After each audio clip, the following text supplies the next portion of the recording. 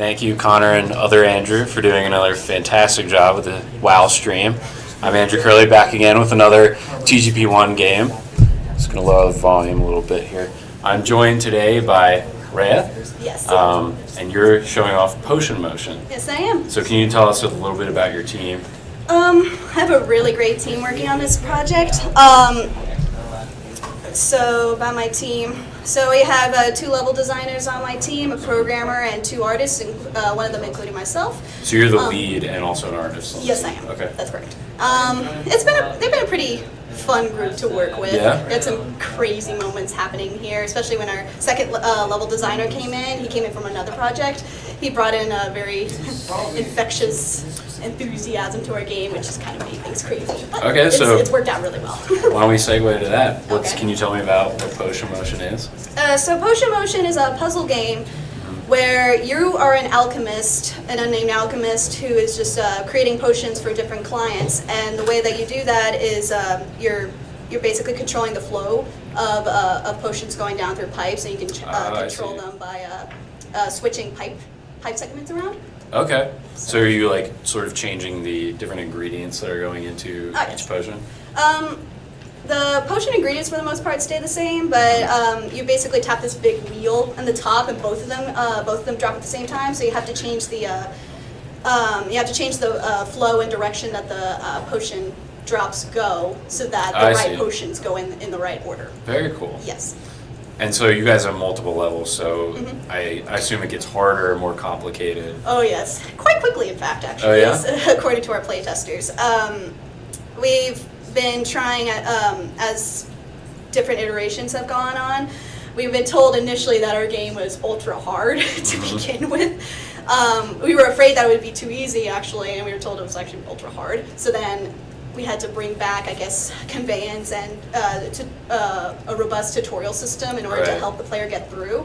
But even with that tutorial system in place, luckily we've found a balance where we're able to get the players to understand how the game goes, but then we can give them a little bit of difficulty as it goes along. So I know you guys get feedback from the professors here at Guildhall, and then just this week, all of C26, Cohort 26, you guys went down to SMU main campus to share your games with those students. So were you able to sort of validate the feedback you were getting from the professors? Were you guys successful in the changes you made? Yes. Especially with our tutorial system, what we've done with it, it seems people, whether they're expert puzzle solvers or not, we did ask questions about whether they were good at puzzles or not, just to see how the difficulty goes. People thought that our difficulty was actually very good, and that it's one of those games that it takes some time. Like, it's not one of those that you could just pick up for 10 minutes and just play it really quickly before class starts. It's one of those you actually have to think about it. Yeah. But in terms of that, it seems like the actual puzzle aspect of it, which that was the thing we were trying to get, that seems to be shining through, because we were afraid it was going to turn into a Twitch game, but there's some timing aspects, especially in the later levels, but it's a puzzle at heart, and we're glad we've actually got it to be a puzzle. That's really awesome. So you're like the third person that I've talked to that said that the vision that you guys wanted ended up being the successful end product. So you guys are doing something right. Can you talk about, speaking of vision, can you talk about how you guys arrived at what Potion Motion was going to be, like from a pre-production standpoint, I guess? Okay. It's funny because we've looked at some of our actual, I guess, our demo pictures versus what it's like now, and it looks nothing like what it used to. But in terms of how it came up to like the whole potion game to begin with, so we learned about brainstorming techniques, and one of those techniques being just come up with like random words and put them together just to see what would happen. And one of our things that popped up was like Dance Dance Revolution and colors. So we're like, hey, we could see something about how it can use like a almost rhythm or timing something to like line up colors to each other.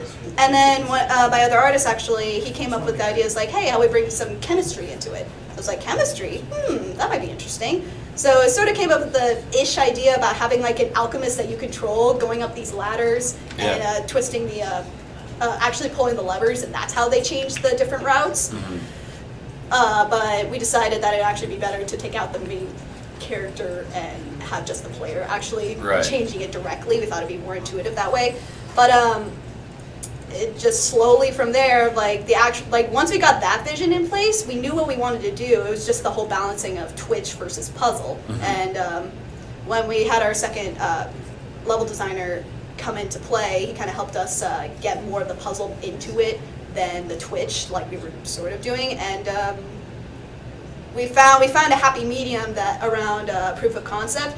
It was just getting like the tutorials and things, and balancing everything that it just got better and better. That's awesome. Yeah. So I've been asking the past couple teams about this because I experienced it in my TGP1 game. That I think one of the hardest things for the new students to learn is how to merge styles, especially when the team decides that, oh, this person's art is the direction we want, or this person's level design is what we want. Did you guys have any problems with that? How did you navigate that? Well, we've all been very open to everybody's different styles, and for the most part, we haven't had too much of an issue about actually merging things together. Like our level design, our two level designers have actually been pretty good about working together very well. One of them's very technical and is able to like create like these really crazy different recipes that are solvable and everything. And our other level design is a little bit more artsy, so they were able to complement each other very well and getting that aspect together. For the artists, my style, I guess, was the more prominent art style in this case. So I focus more on like creating the assets, and my other artists focus more on getting some the animations done. Okay, yeah. So we just complemented each other's styles. Yeah, that's pretty similar to my experience in TGP as well. So cool. It wasn't too horrible. Yeah. So before we switch to the next stream, do you have any sort of advice for, let's say, put yourself in someone's shoes, like your time 6 months ago before you came to Guildhall, and what kind of advice do you have to someone who wants to make video games for a living and they're thinking about getting into the industry?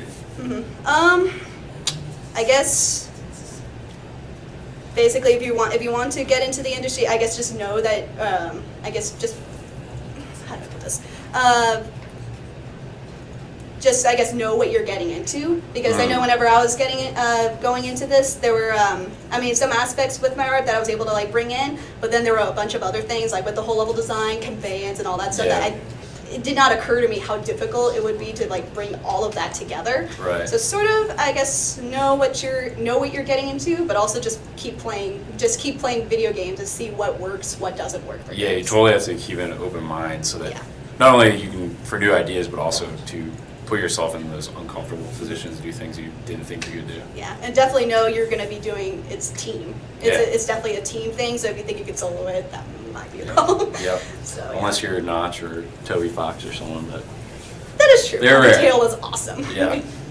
Well, thank you so much, Rhea. Thank you very much. We're going to kick it over to Danush for Just Cause 3, but before we do that, please don't forget to donate. The link is below this video. We're making some good progress, but we still need your help.